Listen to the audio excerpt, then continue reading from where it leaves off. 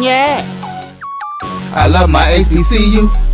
And boy, I love it, love it. I love it, love it. I love my HBCU. And man, I hope my team they won. Yeah. I hope my team they won. Yeah. Man. I hope my team they won. I hope my team they won. Yeah. I tune into the HBCU Sports Lab to see if my team won or lost. If they lost, I'm quiet as a mouse. But if they won, keep tab. I'ma do the dab, yeah. Dr. Cavil, he know what he be talking about. Mike and Charles, they know what they be talking about. They compress the analytic data with this hip hop. If you know them like I know them, they gon' tell you if your team, if they won or lost, and who the ball. So listen to Professor, yes sir, and pay attention, cause he gon' teach a lesson. And welcome in to another episode of Inside the HBCU Sports Lab. I believe we're on episode 526 of a HBCU radio show and podcast, the show that's covering the HBCU sporting diaspora and all things HBCU sports, the institutions large and small, from NAIA to NCAA, where we share insights and information on the HBCU sports culture and the HBCU athletic aesthetics to facilitate the story of HBCUs, athletic programs, and the business of HBCU sports. I'm your host, Charles Bishop, and I have my co-host tonight with me, Kelvin Carter. What's going on, Kelvin? How you doing? How you doing, Charles? Great to see you. Seems like it was just a few days ago we were in Birmingham. Exactly. We were in Birmingham just a few days ago, and of course, the mobile visiting Professor A.D. Drew. He stops in with us today. What's going on with you, A.D.? Fellas, long time no see. Great seeing everybody once again. Yeah. Can you spell it, fellas? Spell it in the air. Hey, I told all my coaches this past Tuesday, I said, we got to get our tea times in, because in about maybe 10 days ago, so I ain't going to see you guys no more until a celebration bowl time. So we're right at the edge of it. Another football season upon us, 2024 season. A lot of excitement in there. We now have had the SIAC Media Day, the SWAC Media Day, CIAA Media Day, and then the MEAC Media Day is coming on next Tuesday. So we'll be talking a lot of football. It sort of gets the census up and going, if you will. What you think, guys? Yes, indeed. That'll get the census going. No doubt about it. I'm your host, Charles Bishop, along with my host, Kelvin Carter, and A.D. Drew. We're filming from our home studios and sending a signal live to our KCOH 1230 AM studios with the Texas Radio Hall of Famer, Ralph Cooper, in the beautiful home of Texas Southern University here in Houston, Texas. So, man, let's get into it, guys. A lot of stuff going on. We're, of course, going to talk SWAC Media Day. We were all in attendance. We'll talk a little bit about the CIAA Media Day as well, get the predicted order of finish from there, and just get you guys thoughts on a lot of stuff, a lot of buzz going around HBCU football. And we'll start with news and notes buzz here with regards to SWAC Digital Network. They released their schedule the SWAC Digital Network will be highlighting several anticipated games this upcoming season. Bethune-Cookman will kick off league coverage on Saturday, September 7th, when the Wildcats host Mercer. The schedule of the SWAC game includes several homecoming matchups featuring Virginia Lynchburg at Texas Southern October 5th, Bethune-Cookman at Mississippi Valley on October 19th, and then you have Mississippi Valley State at Arkansas Pine Bluff October 26th, and the network will conclude its coverage on November 16th. With Bethune-Cookman at Texas Southern. So a lot of great matchups. I'm going to go through a few of the matchups. I mentioned a few of them, but you have Mercer at Bethune-Cookman. We start there. You have Kentucky State at Alabama A&M. That will be broadcast on SWAC Digital Network. Arkansas Baptist will be at UAPB. WC Gordon Classic will be broadcasted on the SWAC Digital Network as the Lane College Dragons. They visit Jackson State. That's one of Jackson State's games on the SWAC Digital Network. Then you'll have Georgetown and Alabama A&M. Edward Waters, intriguing matchup. Edward Waters at Alcorn, Kelvin. That will be on the SWAC Digital Network. You have Central Arkansas at Arkansas Pine Bluff. Alcorn will be featured again. Tough grudge match at Mississippi Valley State. That is September 28th. October 5th is Texas Southern's homecoming. They'll be taking on Virginia Lynchburg. Then October 12th, Mississippi Valley State will visit Alabama State. That's a October 12th matchup. October 12th as well, Southern at Texas Southern. So that'll be a great matchup. So a lot of great matchups coming up on SWAC Digital Network. So not only will you have the ESPN Plus games, the HBCU Go games on televised, but you'll also have games televised on SWAC Digital Network. Start off with you, Kelvin. Are there any matchups that intrigue you? I mentioned one with Edward Waters. A lot of buzz with the Edward Waters program in the SIAC in terms of things that they can do today. And they will be visiting Alcorn State Braves down on the reservation. Yeah, they think it'll be a pretty good drive up. I believe we played them before, or maybe played somebody in the vicinity. I think with what we coming into, I don't know if it's our first game. I didn't see the date on it. The 9/28 is the Valley game. But I believe the Edward Waters game would give us some good footing, especially after coming off a UAB to start with, Vanderbilt. So I think those two games will get us somewhat primed to see what we have, and then we'll lock into like our normalized game plan when we lock in with Edward Waters. That looks like that'll be the home opener, Edward Waters at Alcorn, September 14th. So looks like an intriguing matchup there. 80 Drew, you got a good one in the middle of October. October 12th, Southern will visit Texas Southern. That game will be on SWAC Digital Network. Yeah, that's going to be a good one. I'm really going to be interested in the Lane Jackson State game that you mentioned because we saw Lane. What was it? 2 years ago, they beat Tennessee State. Knocked out Tennessee State. And they came close to beating UAPB last year, if I do recall correctly. UAPB had two close scares, almost losing to Lane and to Miles last year. But what intrigues me, Charles, and I have to ask this question. We've seen the ESPN schedule. We've seen the HBCU Gold schedule. We've seen the SWAC Digital schedule. What about the rest of the content? Where is that going? Good question, AD. Where is in terms of content? Well, what games of the content? The games that are not being picked up by these by the various entities that we know that are streaming. Are they going to be streamed by the home team, or pick your good luck on seeing them if you're not in the stands? It's actually interesting because if I'm not mistaken, all games are covered. If you're taking a look at the ESPN schedule, and I don't have everything in front of me, but the ESPN Plus schedule, the HBCU Go schedule, and then the SWAC Digital Network schedule, I think for the most part, everything is covered. And maybe if it's not covered, I would assume that probably the school was probably at least streaming. But I think we're just in a different digital age where you have access to all of these games if you want to watch them.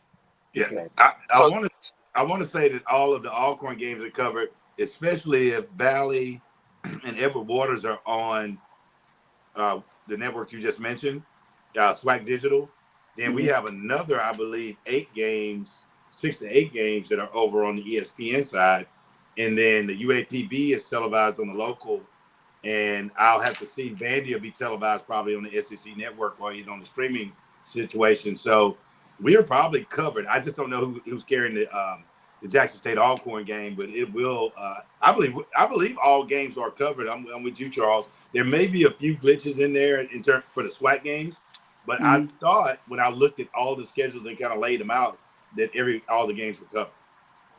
Yeah, and that's a good question, AD, and I probably have to do some due diligence. But if I'm not mistaken, I pulled up the schedules from HBCU Go and the ESPN Plus on last week, and I saw that there are a lot of games that were covered on there. And then looking at the SWAC Digital schedule today, it kind of catches those that weren't on those two platforms. So we're fully immersed, if you will, in this new era of everybody will be televised, whether you're talking about the ESPN platform, HBCU Go, or SWAC Digital via YouTube. So you will have access to watching your favorite team on a plethora of platforms. So great question. We'll do some due diligence and make sure that everybody's covered. You will also have a plethora of armchair quarterbacks now, since every game is going to be seen, everybody's going to be, I should have ran this or they should have ran that now because you have access to the content. I just had to throw that in there, man. And Emmett Jones makes a very interesting point in the chat. He hopes that the SWAC Digital will allow for chat to go on during the course of that game. So when you talk about armchair quarterbacks, everybody gets to put on their headsets this upcoming season. So let's take a look at it. Great games that are coming up on SWAC Digital Network. But and I want to stop and take this time to say, I really enjoyed seeing everybody at SWAC Media Day. And just, we don't always get an opportunity to lay eyes on each other, but to lay eyes on all the entities that cover HBCU athletics, HBCU sports, especially during the course of football season. I have to say it was great seeing you guys sharing an adult beverage or a cigar. Enjoyed that as well, guys. Yes, it was a great time seeing everybody there, and also seeing all the multifaceted coverages of the SWAC Media Day. I kind of went back and saw some of the recaps today online on YouTube, and there was some really, really great content. Really enjoyed the new FAMU coach after I got a chance to kind of watch all the different interviews. Brought a different level of energy to the room. It was really, I just thought it was just really neat to just see the different personalities, especially with the new coaches and then the second-year coaches coming back. And then with the guys that have been there for a while, I think it was just a really, really all in all great event put on there in Birmingham and a great place to be. Yeah, great coverage by Black College Sports Network as well, as they had a tremendous presence there at SWAC Media Day. Didn't get a chance to participate and hear some of the predictions, so I'm more than willing to get into some of it today. I tell you what, we're going to take a quick break, and we'll come right back here on Inside the HBCU Sports Lab. We got a lot to get to, folks. Since 2002, Empowerment Resources, Inc., a nonprofit organization, has empowered more than 1,500 youth and adults in Duval and surrounding counties through its programs Journey into Womanhood, Girls Mentoring, Life Skills for Teens, and Parenting Education Coaching. To get involved with programs, volunteer, or donate, visit www.empowermentresourcesinc.org. Follow us on social media, facebook.com/empowerment.resources and instagram.com/empowermentjax. The human voice has always connected audiences with experiences. Major brands all across America have trusted Kever's voice time and time again. Conversational, powerhouse, intelligent, and sincere. That's the voice you need for your creative marketing process. KEAVERSVOICE.com. Kever's Voice, Kever's Voice, KeversVoice.com. Always on, all the time.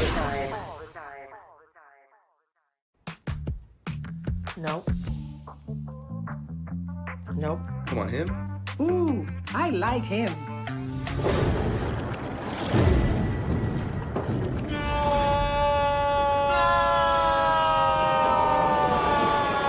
Quick, the quicker picker-upper. Bounty picks up messes quicker, and each sheet is 2 times more absorbent, so you can use less. He's an 8. He's a 9. Bounty, the quicker picker-upper. From novice to aficionado, find yourself here. High quality cigars plus personal customer service. Slow Burn is Waco's only mobile cigar lounge, featuring a meticulous, curated collection of premium cigars. Visit our website, www.slowburnwaco.com. That's www.slowburnwaco.com. Compress the analytic data with your hip-hop. If you know them like I know them, they gon' tell you if your team, if they wanna lose, and who the ball. So listen to Professor, yes sir, and pay attention, cause he gon' teach a lesson. Welcome back into the Sports Lab. Kelvin Carter and A.D. Drew here with myself, Charles Bishop. A lot of football talk to get to. Let's start. CIAA Media Day was, I believe, yesterday, if I'm not mistaken. Predicted order of finish, and I'll go through that. with you real quick, but when we take a look at it, as I'm trying to pull it up here with this slow computer I got, but we'll take a look at the CIAA predicted order of finish. Coming in at 11, Bluefield State, Elizabeth City State at 10, Livingstone at 9, Lincoln, Pennsylvania coming in at 8, Shaw predicted to finish 7th, Winston-Salem State, predicted to finish 6th, Bowie State, fall from glory for Bowie State. They are predicted to finish 5th. Johnson C. Smith predicted to finish 4th. Fayetteville State, a bit of a surprise. CIAA South representative in the championship game last year, predicted to finish 3rd.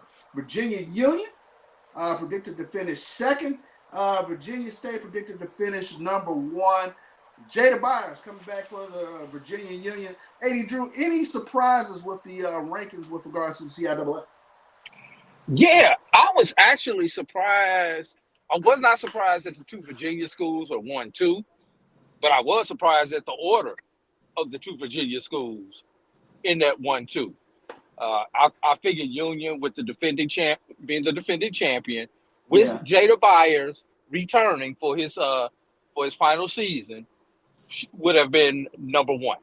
And not only with Jada Byers, but just the run game that Virginia Union has, because everything Virginia Union has, it travels.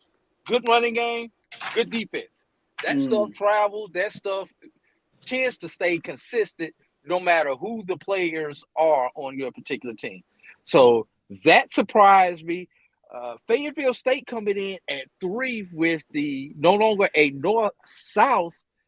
That also kind of surprised me. I thought maybe they would still be in their top 1 or 2 when you consider Virginia State, Virginia Union, and Bowie all have to play each other.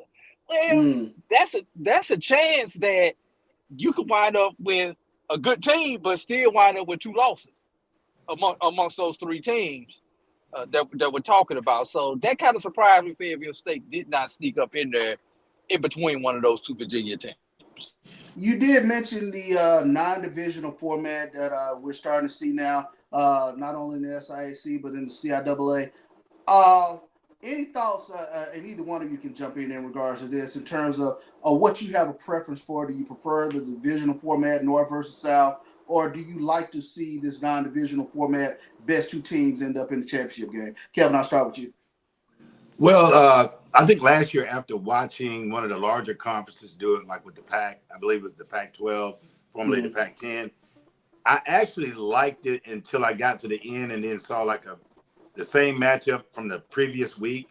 But I do think that in terms of where we are, and especially with the Celebration Bowl, and I know that kind of loops over, if you have a conference where the teams are off balance, it can produce a championship game for you, even if you didn't have enough for different divisions, meaning you just go with a straight up and down format and the best 2 teams play at the end. And I would be intrigued to know, take a team like an Alabama State in the SWAC that plays basically an all SWAC schedule, with the exceptions, I think, of Tuskegee and Alabama State. Yeah. And that aligns them. It may make for a better overall economic proposition for all parties involved, because you're going to guarantee that everyone plays everybody. But when you go into the divisional play, sometimes you leave opponents off that are in your conference but out of division. That's a great point. Sometimes I have to remember there's an opportunity that you might not see everybody when you're playing that sort of format. But and I was going to follow up on that, AD. Your thoughts in regards to what you prefer seeing, and I think some of it is probably determined by fans as well, in terms of once you get used to seeing something for a little while, and then there's always talk, chat, scuttlebutt, whatever you want to call it, in terms of seeing it in a different way. But AD, your thoughts? Well, first of all, no one wants to see a 4-4 or 5-3 team representing one side of your conference or another against a one-loss team. You have the division format. So in that regard, should tend to produce a better game. Now, in the SIAC, I know Tuskegee and Miles benefit from the divisional format because let's be real, the tougher teams were always on the east side of the SIAC. So you knew whoever won Tuskegee and Miles was going to be in that championship game. That's what I'm afraid of with this CIAA format. Yeah, I like that you can get an opportunity to have all the teams, but you're still running a north-south schedule format in the CIAA this year. There's no schedule balance. So will those north teams cancel each other out because of that? And the south teams have an advantage because they're still running on the southern schedule where you're still playing all your former southern opponents. And I'm always curious about this because, and Dr. Cavil makes this point, that these things sort of run in cycles. I remember once upon a time, SWAC West, you know, when they would have matchups against teams in the SWAC East, SWAC West was just a more dominant conference, and then that shift happened, and then we started to see the SWAC East teams start knock off SWAC West teams a lot more in succession. But how do you feel? Are these things really cyclical? But it's almost that cycle of dominance that starts the thinking in terms of let's go to this non-divisional format. I think let me jump that. And with the SWAC championship game is 13-11 in favor of the West all time. But the East has won the last 6 in a row and 8 of the last 10. So you talk about cyclical, Charles. That's the perfect example of it. And Kelvin, who's Alcorn's team, who used to be in the East, is now in the West. So, you know, it's kind of interesting because they the ones who started off that Eastern run with that 8 of the last 10. Was started off with those Alcorn teams who now represent the West.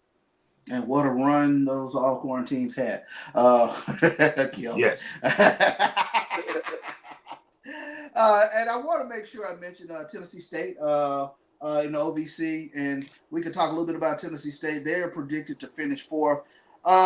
Question with regards to Tennessee State. Is that the best? And I will probably want to ask Brandon King this at some point. Is that the best we're going to see Tennessee State within that conference in terms of how they view them, how they look at them, how they look at the talent that they bring in? Can they break into the upper echelon, into the OVC? It's been a while now since Tennessee State has had sustained success in the Ohio Valley Conference. Well, if you just take, for instance, there's a local school here called Lindenwood University that just shifted to D1 and Division 1A, AA, and they're in the OVC.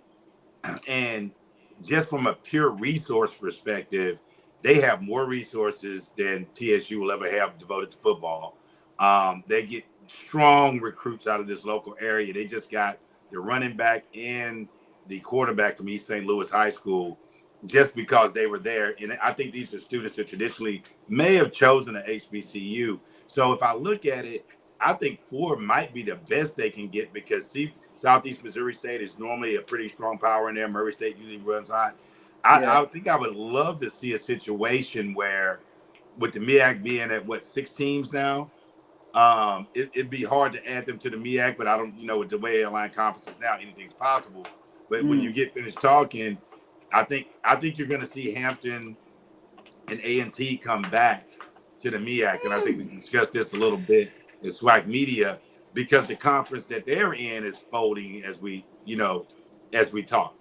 So if you took the 6 teams and added A&T, Hampton, and added a TSU, which I believe would be more at home in an HBCU conference, and I don't, their rationale for being in the OVC, of course, is probably more basketball related and more revenue driven than anything. Mm-hmm. Kelvin, I can see A&T coming back. Hampton is Hampton. Hampton has a different attitude. We'll just say it like that. Now, if you could add an A&T with a Tennessee State, I think that would be a good fit for the for the BA. But getting back to the original question, Charles, you talk about Tennessee State. Unless Tennessee State decides they want to devote the resources into their athletics, into their program, they're not going to be able to compete and be in the upper half of the OVC. Now, we see new president there. They're talking about doing some renovations to Hale Stadium. They've got a couple of other things going on that they're talking about renovating some facilities. So maybe after they do those type things, students may start to flock back down to Tennessee State. But until then, the Tennessee State will continue to be mediocre in the OVC. So, quick question for the remaining time we have in this segment. What are some of those resources that you think would help get them in that upper tier, that top 3 of the OVC? Well, I think when you look at the OVC, and I'm going to have to look up their conference to see exactly who's in there. But is Eastern Illinois in the OVC? I don't even know anymore. Once upon a time, yeah, that's. I have to. I'm gonna be honest with you. Well, the challenge around it is you have some schools in there, like I said, a Lindenwood is new to it, but they have a lot of funding, devoted to it, and I just believe Tennessee State. I honestly believe they would actually be able to recruit better, being with the other HBCUs. That's just my perspective on it, because I watched them play here in St. Louis and watched them on, and they compete. But those schools, and it's not a bad imbalance, but I think just for their overall brand, excitement, gate retail, I think I would love to go see their attendance on their game versus an HBCU opponent versus an OVC opponent, and look at the revenues derived from there. I'd love to see that. Oh, yeah. Well, we know what that revenue is. And you mentioned recruiting, Kelvin. For a lot of kids in the Midwest who grew up in the Midwest like I did, like our producer Brian did, Tennessee State was kind of that HBCU that you wanted to go to and still be close to home. St. Louis, you got more St. Louis kids wanting to go to Tennessee State than they do Lincoln, who's right up the road, or Harris Stowe, who's right there in the same town. Same thing with kids in Indianapolis. Same thing with Cincinnati. So, you got to keep that in mind. Tennessee State, if they get the other things handled, would be able to recruit those Midwestern students into their university, which could make them competitive. Well, and also too, with that being said, Drew, if you live in St. Louis and I send a many kid to TSU, they waive the out-of-state fee because they're within 250 miles. So they have a good recruiting base there. They actually had one of the top basketball recruits out of St. Louis that went there, Jordan Nesbitt. He ended up transferring to over to Hampton. So if you look at this conference, you got Charleston Southern, Eastern Illinois, Gardner-Webb, Lindenwood, Southeast, Tennessee State, Tennessee Tech, UT Martin, and Western Illinois. Eastern Illinois has produced the likes of Tony Romo, Cooper Kupp. I was about to call him something else, Jimmy Garoppolo from the 49ers. But if you just think about it, I think their rationale for being there is more around basketball than football. But they might come into a conference like the SWAC or the MEAC and actually be able to really, really put their foot on the gas, in a lot of different areas too.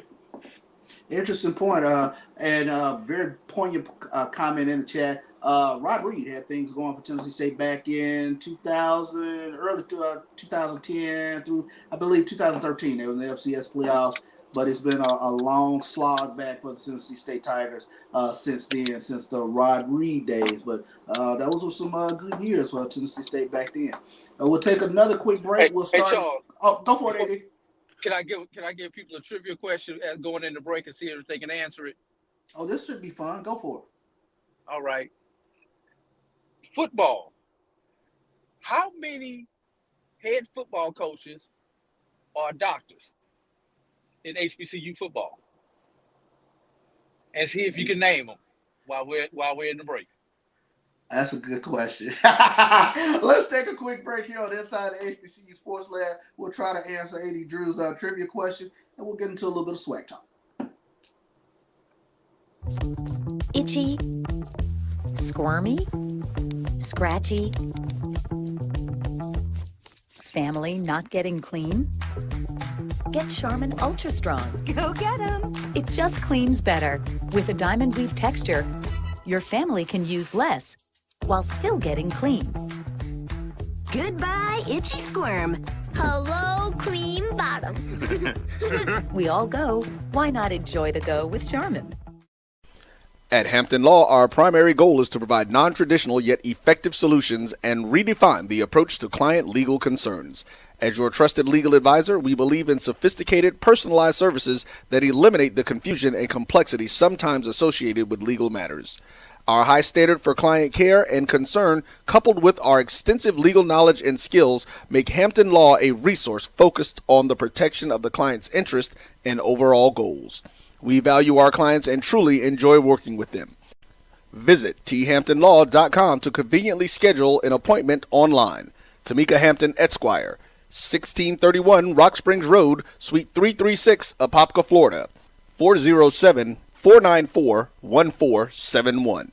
thamptonlaw.com. Nope. Nope. Come on, him? Ooh, I like him.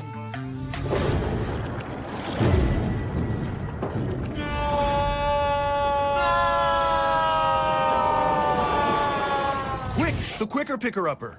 Bounty picks up messes quicker, and each sheet is 2 times more absorbent, so you can use less. He's an 8. He's a 9. Bounty, the quicker picker-upper.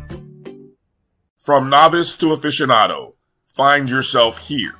High quality cigars plus personal customer service. Slow Burn is Waco's only mobile cigar lounge, featuring a meticulous, curated collection of premium cigars. Visit our website, www.slowburnwaco.com. That's www.slowburnwaco.com. When it comes to professional learning, teachers deserve better. From the leader in online learning, Stride brings you the Stride Professional Development Center, an on-demand library of mobile-friendly courses that gives teachers choice and flexibility, allowing them to learn anytime and anywhere. Our dynamic courses provide bite-sized learning and help educators advance their knowledge while also gaining professional development hours. It's time you take charge of your learning. Visit us today to get started. Compress the analytic data with your hip hop. If you know them like I know them, they gon' tell you if your team, if they wanna lose, and who the ball. So listen to Professor, yes sir, and pay attention, cause he gon' teach a lesson. Welcome back to Inside HBCU Sports Lab with Kelvin Carter, AD Drew, and myself. AD, you gave us a trivia question going into break in terms of coaches with a doctorate.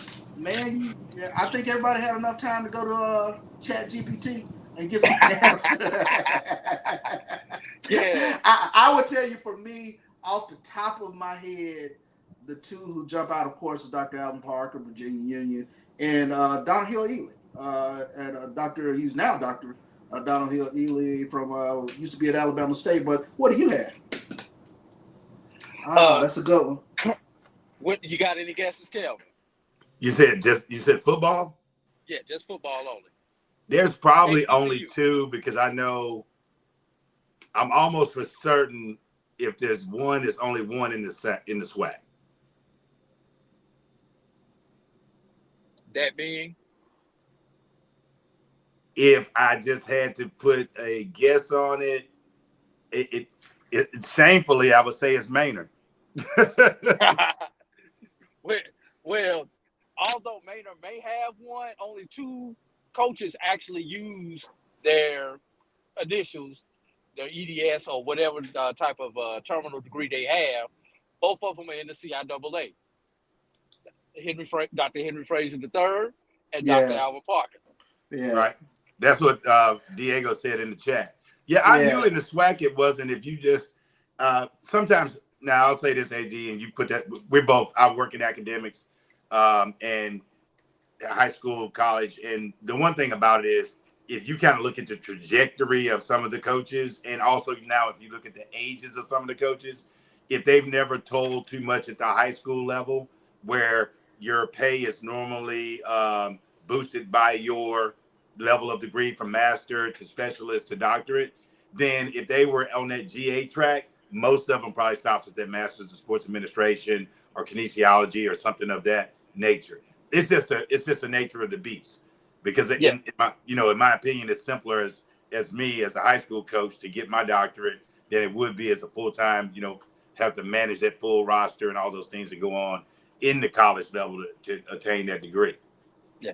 And I will say this, there may be other head coaches out there who have degrees, but some people don't put their initials with their names just because they just don't want it out there. Well, I know plenty of people who have EDSs who just are just regular Mr. or Ms. so and so and so and so. So that's true. I mean, like the Jackson State soccer coach has his doctorate. So, you got different strokes for different folks. I think you find it, especially in an academia piece, you find it that the challenges around, first of all, graduating as a player and then shifting into the coach. So that is an interesting piece as we stress academics and educational attainment amongst our players. Well, AD, I'll pose this too, Charles, and you can kind of chime in on this. I was talking with a group of young men at the SWAC Media Day, and we always talk about this underrepresentation of Black men and Black women in the sports arena. AD, you just kind of touched on, in my research, what tends to be the reason why our kids go and play the sports, and then they go and either pursue that dream of the sport or pursue something. And in order to participate and or coach this at the college level, there's certain things that has to happen. For instance, Deion Sanders went and graduated from Talladega. He went and graduated from Talladega for a reason, because he couldn't take the job at Jackson State without a degree. And so now when I was talking to the young men, the players, I told them, whether you want to believe it or not, get yourself a degree, hit the GA track. We all want to believe that we're going to turn pro or we're going to have our name called on Sunday. But at the end of the day, we hadn't heard it. There's a lot of things to it, but your education is paramount as it's paid for. So those are some of the things that we want to see more of us on the sidelines in these positions. We ultimately must get more of us educated to the point to where we get able to accept the position. I was about to jump in real quick. I mean, in regard to the career track of a coach, I mean, they typically have more education because they start out, as a GA in terms of working on a master's of some sort. But I find that very interesting, especially when you take a look at the coaching profession. When you take a look at the sport of football, you tend to have coaches who have that secondary degree.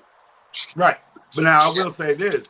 If you look at now the state of coaching across the country, especially in high school, you'll find a big crop of coaches, both football and basketball in high school, that because of the parameters may or may not have their degree. You can be a long-term high school football coach without having a degree because you just have to meet the substitute requirement.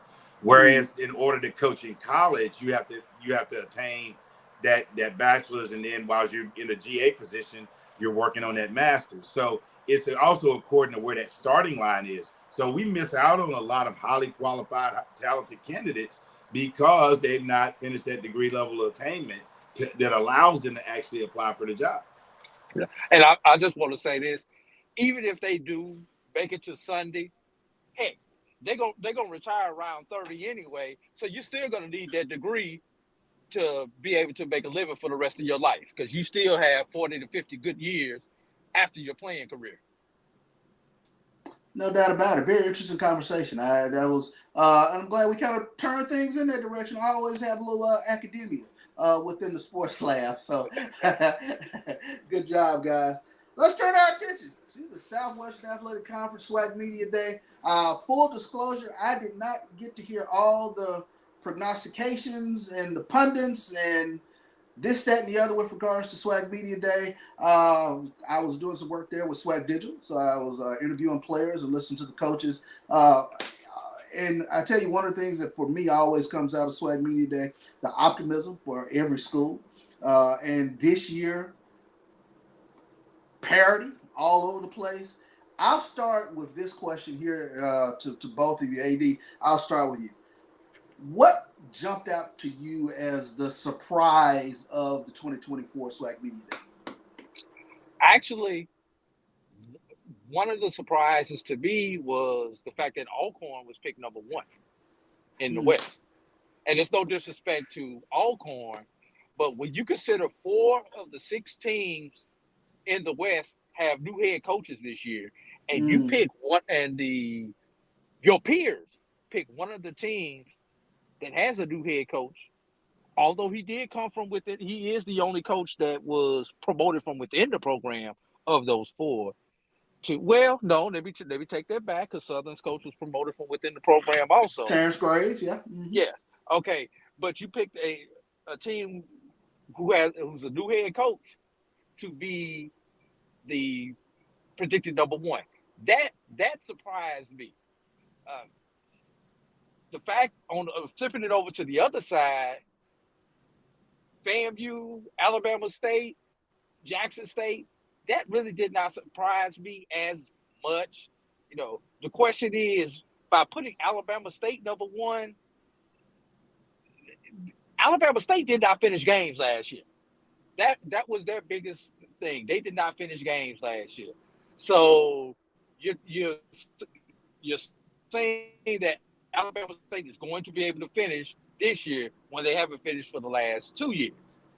FAMU, I understand the doubt with FAMU, especially coming off the backs of what happened to Jackson State, where Jackson State had the big defections after winning the championship 2 years ago. So I kind of understood that. I honestly thought Jackson State was going to jump FAMU in the rankings. So the fact that Jackson State still came in behind FAMU, that actually kind of surprised me. Surprised me as well. You can't see the look on my face when you started talking FAMU in terms of some of the same verbiage that I heard with regards to Jackson State the prior 2023. Life hits you fast, comes full circle, so it's the same thing with regards to FAMU in 2024. Kevin, your thoughts in terms of any surprises? I was not as surprised about the Bama State piece. I saw them up close, I believe, 3 times last year. One thing that I do know about the teams, it's a good thing. I heard T.C. Taylor talk about it. I heard Coach Sid talk about it. And I didn't hear any of the other coaches. But one thing about Alcorn and Alabama State, they built a pretty strong foundation around some high schoolers that this is going to be their junior year. And they had these high schoolers that actually lettered. Like Alcorn had 8 high school guys that came in that ended up lettering for them. And I think and I know all the coaches don't know all the information, but I think when you start talking about teams that are, not necessarily built off the portal, but I think as we saw last year, what I saw with Bama State was if Body is who he is and he comes back and he's true to form, I do believe that they put them in the driver's seat, although I believe Jackson State is going to win that division. And I really, to be honest with you, I don't think it's going to be close. And on the Alcorn side, I think it's going to be tight. I think we'll squeeze the division out, especially based upon our quarterback play with Macon. But I think Jackson State definitely has a clear advantage, in my opinion, based upon the way TC has retooled that roster and also fortified it with some kids that are locally bred, local talent that's there. So that's the way I kind of feel about that. Like, I wasn't surprised about the Alcorn pick, knowing how they lost some of those games. Like an all-night hangout and lose to Texas Southern and then a totally unprepared on the PV. I think there'll be a laser focus with that group with so many of them coming back. Yes, we lose Javion Howard to the Green Bay Packers, but however, we get the quarterback back for the transfer that's healthy this year, new offensive coordinator, and seemingly things are tied up. But I tell you what, I think Jackson State really, really has a strong team. Can I jump in and ask a question? Go for it, Eddie. A quick question. Does anybody go undefeated this year? Because the last 3 years, the champion went undefeated. No, too much parity in the league. Too much parity in the league this year. I agree also. Yeah, I do want to ask this question, Kelvin. We didn't really get an opportunity to see Tyler Macon last year. Had a huge run against USM, but make a case for Alcorn thriving under his leadership, especially when we talk about this being a quarterback league. Half quarterback will win some games. Everybody talks about that, but what struck me was only 2 quarterbacks came to SWAC Media Day. So make a case for Alcorn in that regard. Well, I think with Macon, and this is what I know because I've seen him since high school, seen him compete at Mizzou, and I knew at Mizzou if they didn't want him to play, he shouldn't be playing because they had a guy that was about 5 inches taller than him. That was like that type of prototype quarterback that they wanted to roll with. I think he goes to Alcorn and finds a situation that's perfect and matches his high school career, which was phenomenal. I wouldn't have brought him either because I want this to be like a sleeper effect because nobody in the SWAC saw it. You know, after the high ankle sprain, diagnosis was a little off. So no, they won't go undefeated. But if he does what he can do, which is spin the football, and if the accuracy is there, we got a receiving core Alcorn has a receiving core that's phenomenal. And the running game, I think what Coach said, but one thing it'll be we fence, which means we all play defense from special teams to the defensive side of the ball. But I think we're going to get an adequate balance, which will get us back to on-brand football for Alcorn, which probably produce 3 all-SWAC quarterbacks, maybe 4, after in that window of when we were running off the championships, from Eric Hanna to Felix Harper to those guys. I think that's what we're back to because he has a set of wheels, but he also has a new offensive coordinator that's really zoned in and simplified the platform for him. You make an interesting point on brand football. During that time, go ahead, AD. I was gonna say, but Kelvin, during that time, didn't all those quarterbacks you named come into the season as a number 2? Yes, and they all got the position based on injury. We even saw that last year with Eric Allen. With Eric Allen. Question, and you mentioned on-brand football for Alcorn. What is on-brand football for Alcorn? On-brand for them is a steady dose of the RPO, and it can't be. I heard one of the coaches tell me, he said the worst thing that happened last year was Howard Rush had a 400-yard rushing game. And it made you feel like this is what we were going to do. And then all of a sudden, they crowded the box. And then by the time they figured it out down the stretch, Allen was having some phenomenal passing. You saw it against Jackson State. And I looked at that against Jackson State and said to myself, that probably should have been the formula. Like we should have played more to his strength. And I think Macon gets us more back towards that Felix Harper type mode, in terms of how he's able. Felix can throw it, but Felix can also go back there and say, you know what, it's just time to get out of there. And I see Mr. CEO Job says they won't be PV, GSU, or SU in the West. And we'll go 2 out of 3 on those. Let me ask this question, especially in regards to Alabama State. We know they play defense. If you look at the first team and second team preseason, also all conference selections, they have up to 4, maybe 5 players on there. I'm not looking at it right now, but presence on the defensive side of the ball. Is Andrew Body the missing piece of the puzzle? A lot of pundits will say we've only seen him basically for 9 games in the SWAC due to health concerns. But is he actually the missing piece of the puzzle? Because, if you're an Alabama State fan, you would have thought that Demontre Davis was that missing piece of the puzzle. But offensively, they have not been able to get over the hump. They lose a big piece in Keyshawn Johnson. Is Andrew Body the piece that's missing? AD, we'll start with you.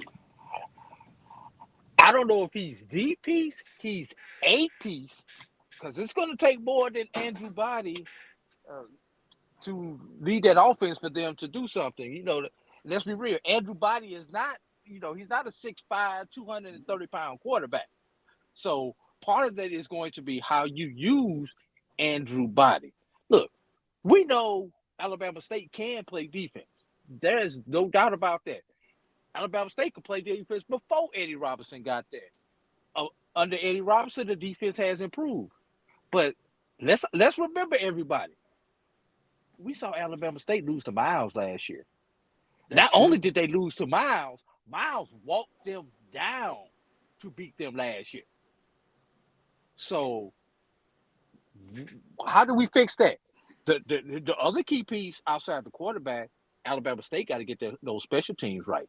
We've seen Alabama State lose games on the last play of the game due to poor special teams. So it's just not going to take a quarterback unless the quarterback's going to hold the ball, snap the ball, kick the ball, punt the ball, and do a whole bunch of other things to go along with it to fix some of the deficiencies that Alabama State has had the past couple of years. Well, but I also think what you saw with Alabama State was this, and I think their coach made light of it.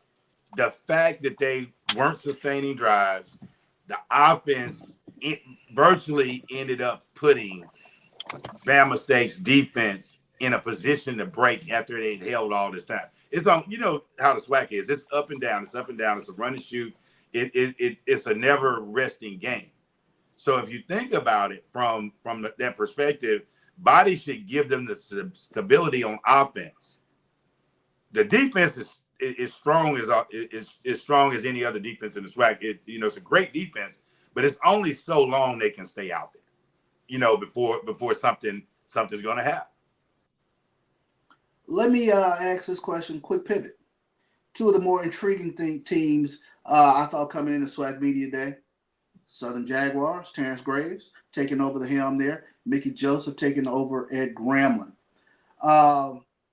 Reason for optimism, I think, at both schools. If they can, Miles Crawley named a preseason SWAC Offensive Player of the Year.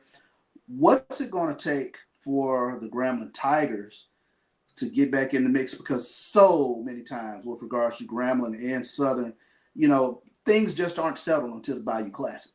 But the question becomes, these two teams, especially in the SWAC West, become very intriguing in terms of Alcorn being predicted to finish first. But you hear a lot of rumblings, especially coming from the Baton Rouge area, that it's time for Southern to get back in the mix. They were in the SWAC championship game a couple seasons ago, in Coach Dooley's first year, but they're starving to get back into the mix in terms of being the Southern brand that we used to see on a consistent basis. Same thing for Grambling. I always say Grambling, they don't stay down very long. What are the keys for both Southern and Grambling to get back into the mix, especially we talk about SWAC West? It's wide open over there on that side of the ball. Well, I'll tell you this. Grambling, I believe, if I had to say who's going to give you the most trouble, and somebody just put Jackson State and Grambling in the SWAC championship game, if I were picking another team, I would strongly believe, based upon what I saw last year out of Grambling, they had all the tools and all the pieces. I don't know how much they lost to graduation or how much they lost to the portal, but if I say that there's a team out there that's being underestimated, I could literally see Grambling being the team to return to some type of, yesteryear glory and run off with it all, because they were impressive. It's just that you can see some of the, the miscues and some of the imploding per se. But I tell you, they were impressive. As I watched them, I couldn't believe we beat them. I was watching it. I was like, this is an interesting game, because they looked, from the things that they were doing and the consistency on offense, the play calling, they just looked like a well-oiled machine. And I believe with the coach they have now, this is no knock on Coach Hugh Jackson. I think he's a fit, and he's going to drive this car to the hill. Grambling did knock off eventual SWAC West champion Prairie View last year in the classic there. AD Drew, Southern fans believe they got the right guy in Terrence Graves. Make a case for the Jaguars. I believe they do have the right guy. The question is, can Southern find an identity and stay with it? because the last couple of years, especially under Dooley, excuse me, you haven't seen. You saw Southern trying to do what their talent did not allow them to do. Will Terrence Graves actually coach to his talent, or has he recruited enough talent to fit the system that he wants to run? That is the question with Southern. Southern has a good program. Southern has talent in the room. The question is, will it be used properly this year?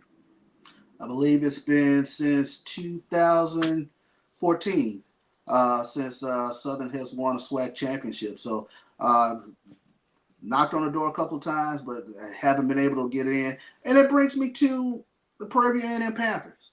Surprisingly, not picked to finish first in the SWAC West.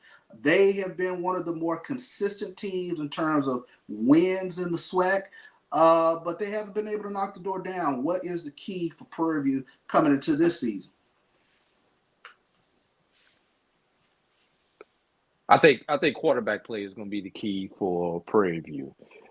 Can they kind of like Alabama State? Can they sustain drives?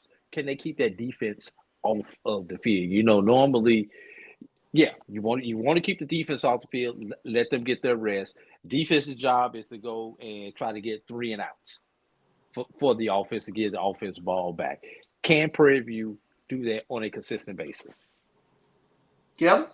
Yeah, and I say the same thing about them. I think that they just have to be consistent, because they'll look like dynamite one day and look like a black cat firecracker the next. It's just like it's I mean, they look really, really good, and then they'll turn and play into their opponent's hands. So I think they have plenty of film to look at, plenty of things to look at to show how they can gain a level of consistency that will produce the wins week in, week out. And I might say they probably won't look all the same, if it makes sense. Like, they'll win some games with some runaway scores, but then on the flip side, they're going to come back and win a 7-6.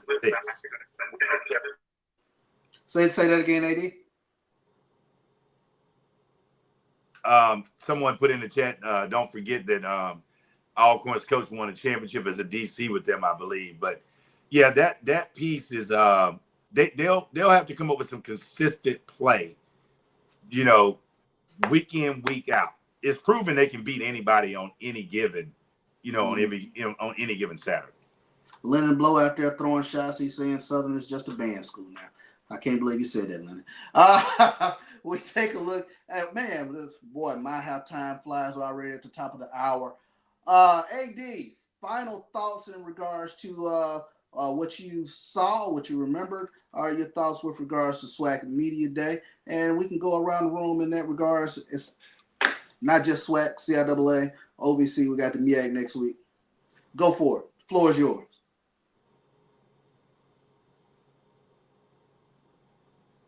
Uh-oh. You on mute there, AD.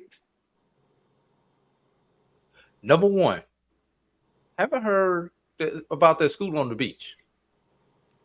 Think they're going to play a spoiler for some schools in the East. They did not take kindly to being a homecoming opponent. They made sure that they brought that out on the broadcast. Go for it. Yeah. And speaking of schools on the beach, shout out to friend of the program, Jonathan Hernandez, baseball coach at Bethune. Today is his birthday, so happy birthday, Coach Hernandez. Happy birthday, Coach. Just had to throw that in. It popped up on my Facebook timeline. Nice. Shifting over to the CIAA, I tried to watch Media Day for the CIAA. Had some audio issues being able to listen to the stage presentation for the CIAA, but I still haven't heard the answer to the question of Fayetteville State and Livingstone or one conference game short due to St. Aug dropping out of the conference. Still have not heard what's going to be the solution with that, especially if you're considering Fayetteville State is going to be one of your top 3 or 4 teams in the conference. That's number 2. Looking forward to the BAC. Will Howard be the preseason number 1, or will it be Central? And if it is Central, then everybody down in Miami is jumping for joy because you've got preseason number 1 in the East of the SWAC, Alabama State, versus BAC preseason number 1, North Carolina Central, in the Orange Blossom Classic. Just thought I'd throw that out there. You got a Davis Richard hangover. Couldn't ask that better if you're OBC. Davis Richard hangover in North Carolina Central this upcoming season. Kelvin, your thoughts in regards to what we've seen thus far from these HBCU Media Days? I think they've done a good job. I kind of looked at what I would like to see based upon SWAC Media Days was maybe more of a scheduled output. I think we talked about this.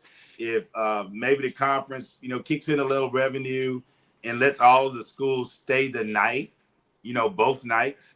Therefore, all the media, all the you won't have a team saying, "Hey, we're about to get on the road, going back to Gainesville, or going back here, or going back here to Tallahassee." I just thought that it would have been much better if guys could have relaxed, had a little lunch, and actually went around to all of the platforms, because all of the platforms do such an amazing job throughout the season of covering and highlighting the wonderful world of HBCU sports. So that was the one thing that I was like, you know what? Because people were packing up, and I was like, man, the SEC is on a 2-day deal, and I would have just loved for it to be one 4 of those day. 4 day. Yeah, and I would just love for it to be a scenario 4 day.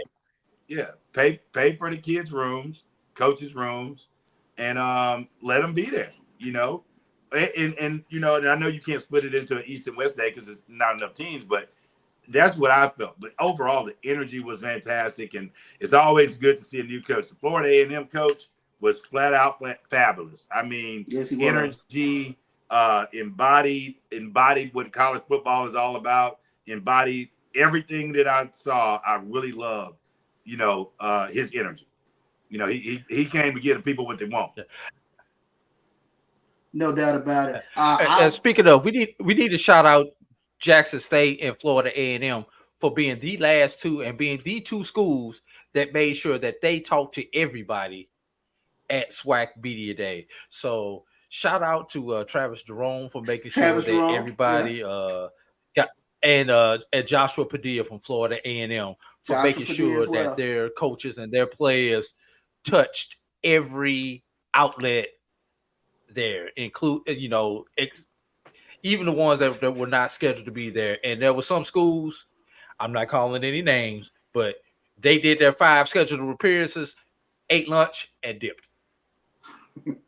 I will piggyback on what you were saying, AD, in regards to the sports information directors. Tremendous job. And I want to say it was a delight talking to the players, representing their schools extremely well. Once upon a time, players didn't particularly want the microphone in their face, but in the advent of social media age, these guys were tremendous, very glib, represented their institutions extremely well. So those selections in terms of the players that came to SWAC Media Day, tremendous. I'm very appreciative of those guys who came in and talking. You guys look great in your suits and color coordinated things of that nature, but able to talk the game and really enjoyed a lot of that. And I will say this, I'm going to champion something that I know Dr. Veal has talked about from year to year with regards to media days. I want the schools to pack your band directors. The coaches, they play it close to the vest at times, but band directors, I think we get a little bit more little juice out of the band directors in regards to the upcoming season, especially. People want to know, what is the human jukebox? What are they bringing to the forefront in 2024? Same thing, Sonic Boom in the South, March 100. Pack your band directors. It adds a little something to the media days because you are part of the entire zeitgeist of the football season. So, with those parting words. Hey Charles. Yeah, AD, hey Charles. Yeah. Do you bring your top drum majors along with them, just like you would bring your players if you brought the band directors? Let the drum majors make an interest with the players. How about that? How about that? You got your social media team there. Wouldn't that be a great look? Your drum majors leading your team. Yeah. I mean, I'm with you 100% on it. I've said this since I've joined you guys and become part of the group, that we have an entire package, and that piece plays a big deal in it. It can make a horrible Saturday into an amazing Saturday. The fifth quarter is an incredible piece. You know, if nothing else, they could bring the band directors in for the second half of Tuesday, you know, and fill that content up in the second half of the day. It's a lot of things you could do there, especially in promoting. They want to promote the national band championships. Well, get the band directors there. It's a thought. It's a thought. Nah, and you know, and you just never know. I mean, there's always things, you know, it's what we do within this HBCU sporting environment. Think outside the box. You never know what might happen. Appreciate you guys coming in today. Great work in terms of talking about these various media days. We got the MEAC Media Day next week. We'll talk a little bit about that on next Tuesday. As always, you know how we get out of here. I'll start things off. Of course, AD. Lecture. Oh. Go for it, Kelvin. I got you, Kelvin. Yes. Dismissed. Let's get out of here. All right. Travel light, everybody.